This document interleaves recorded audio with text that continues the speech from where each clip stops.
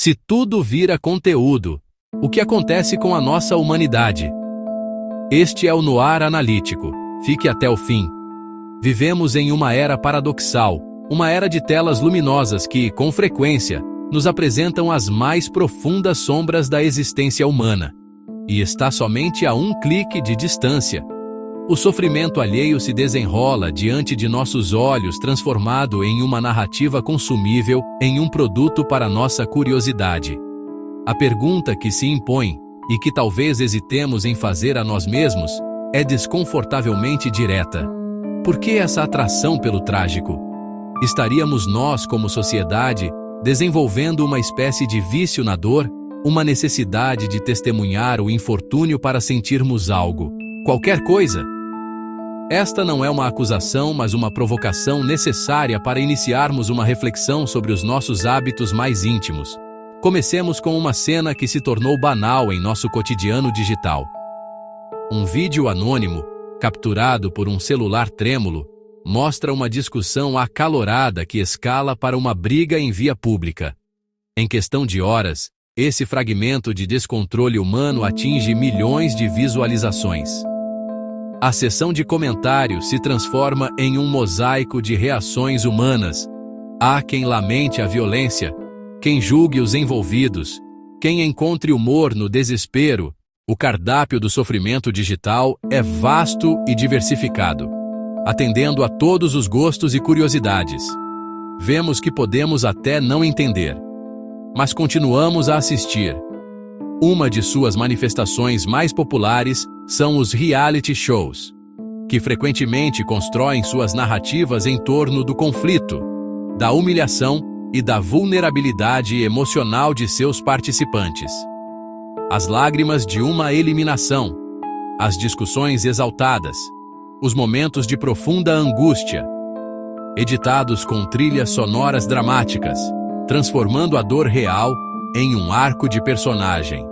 Nesses formatos, o sofrimento não é um infortúnio a ser evitado, mas um ingrediente essencial, cuidadosamente cultivado pela produção para garantir o engajamento do público e, consequentemente, o retorno financeiro. Outro gênero que floresceu na era digital é o True Crime. Séries documentais, podcasts, dissecam crimes reais com um nível de detalhe que, por vezes, beira o macabro. A reconstituição minuciosa de atos violentos, a exploração da dor das famílias, a transformação de assassinos em figuras quase míticas. A dor, aqui, é roteirizada e serializada, oferecida em episódios para que possamos maratonar o desespero alheio. As redes sociais, por sua vez, democratizaram a disseminação da dor, tornando-a instantânea e viral. A questão que nos inquieta é por que somos atraídos por essas exibições de sofrimento? As razões são complexas e profundamente enraizadas na psique humana. Uma das explicações mais diretas reside na curiosidade inata. Somos seres que buscam padrões e explicações. O incomum, o trágico, o extremo desviam da normalidade e, portanto, capturam nossa atenção. Queremos entender o que aconteceu, como aconteceu, por que aconteceu, em uma tentativa de dar sentido a um mundo que muitas vezes parece caótico e imprevisível. Olhar para a tragédia é, em parte, uma tentativa de compreender os limites da experiência humana, mesmo que de uma distância segura. Um segundo fator poderoso é o medo e o consequente desejo de preparação.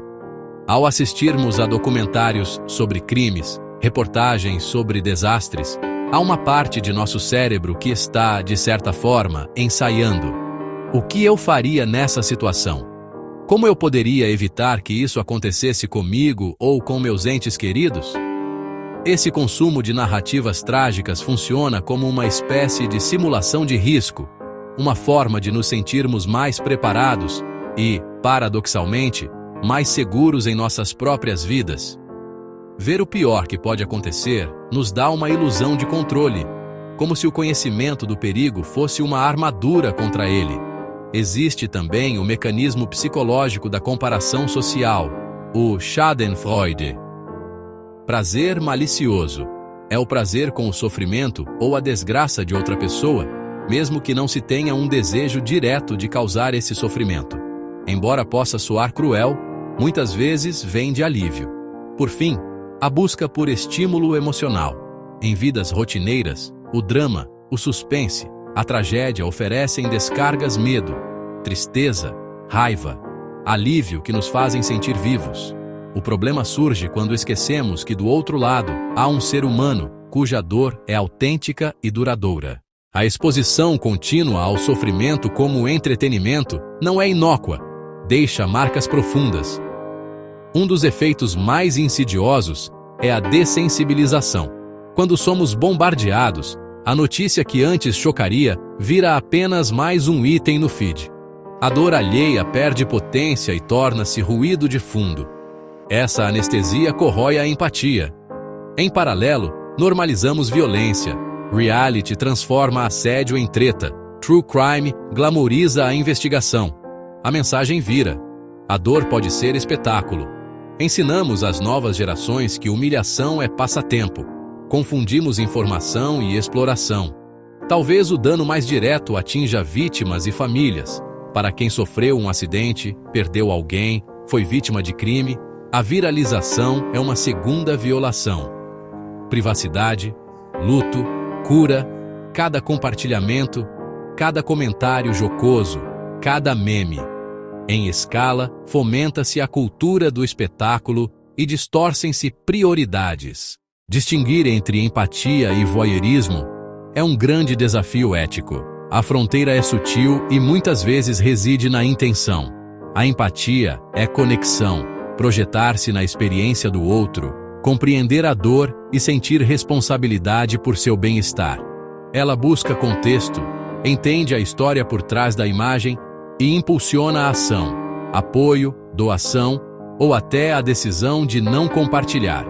O voyeurismo é consumo distanciado, curiosidade que busca o espetáculo. Emociona-se e desliga, sem implicação. Sua intenção não é compreender, mas ser estimulado, chocado ou entretido, desumanizando o outro. Como nos avaliar? Pergunte: o que posso aprender com isso? Como isso me ajuda a ser melhor? Empatia. Quão chocante é? Vai me dar adrenalina. Voyeurismo. A empatia se preocupa com o impacto na vítima. O voyeurismo no espectador. A empatia busca fontes e contexto. O voyeurismo se satisfaz com o fragmento sensacionalista. O papel das plataformas na era do algoritmo emocional. Não podemos analisar nosso consumo de dor sem examinar a arquitetura que o sustenta. Plataformas e serviços de streaming não são neutros. Foram projetados para maximizar nosso tempo nelas. Algoritmos sofisticados aprendem nossos padrões e entregam exatamente o que prende atenção. E o que prende mais do que choque, indignação, emoção extrema? O trágico não é só buscado, é oferecido ativamente. O lucro vem da venda da nossa atenção a anunciantes. Conteúdo emocional gera cliques, comentários e compartilhamentos, sinalizando sucesso ao algoritmo e sendo amplificado. Cria-se um ciclo vicioso. Criadores são incentivados ao sensacionalismo e a ética se sacrifica no altar dos cliques. Responsabilidades se diluem. Criador culpa algoritmo. Plataforma culpa usuário. Usuário culpa criador. Precisamos de revisão de algoritmos, políticas rigorosas e transparência sobre a monetização das emoções. Section 7.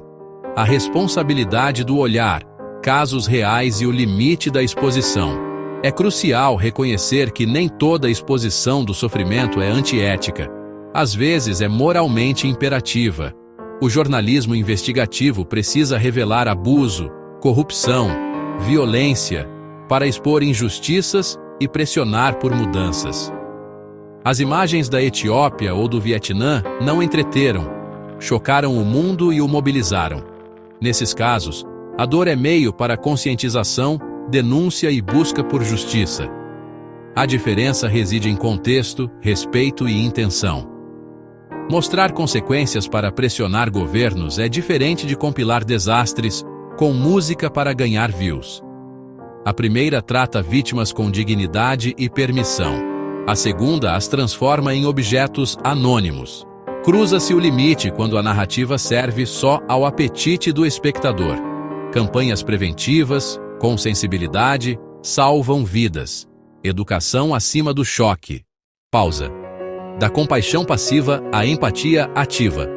O chamado à ação. Sentir compaixão é natural, mas a compaixão passiva não é suficiente e pode virar armadilha. A mudança começa quando transformamos sentimento em empatia ativa, ações concretas, por menores que sejam. Cada clique, cada compartilhamento, cada visualização é um voto. Endossando ou rejeitando um tipo de conteúdo. Consumo consciente. Pausar e perguntar: eu preciso ver isso? Quem se beneficia? Há dignidade? Higiene digital. Deixar de seguir quem explora. Bloquear sensacionalismo. Seguir jornalismo sério, ONGs e criadores responsáveis. Use as ferramentas. Denuncie exploração, violência gratuita e humilhação. A ação coletiva envia sinais claros. E vá além. Doe, assine petições, participe de ações e voluntariado.